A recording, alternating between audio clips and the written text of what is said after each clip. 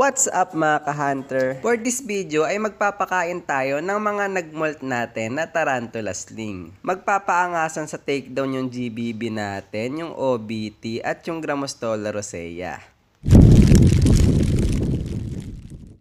Unang magpapasikat ay yung ating orange baboon tarantula. Tignan nyo yung web castle niya, oh. Grabe, napakaastig ng pagkakagawa niya.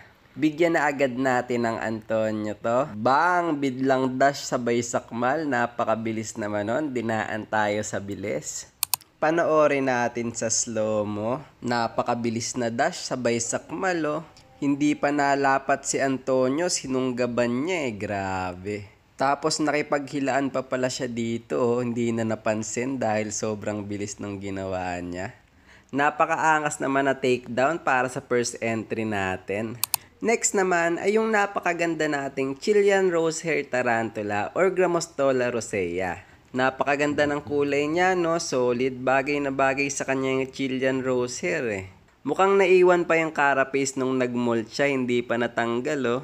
Kunin na natin yung pinagmoltan niya doon sa gilid. Tapos niyan, pa-takedownin na natin siya. Napansin ko lang din, ang ganda nung ginawa niya sa enclosure niya, oh. Tinaas niya yung mga lupa. Bigyan na natin ng Antonio to.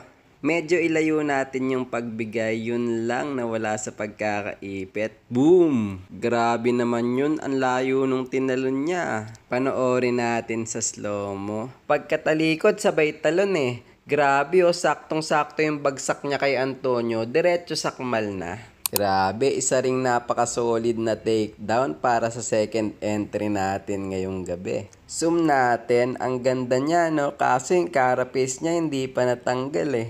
And para sa last entry natin ay si Nobunaga na isang green battle blue tarantula. Uy, nagkaroon na ng color blue yung paan niya oh. Next molt siguro nito malaki nang ipagbabago ng itsura niya. Pa-takedownin na natin siya. Isa to sa pinaka-solid to make down na tarantula ko eh. Tignan natin kung gaano kaganda yung performance niya ngayon. Ibagsak lang natin si Antonio malayo sa kanya kaso hindi gumalaw. Uy, tumakbo si Antonio papuntang kamatayan niya.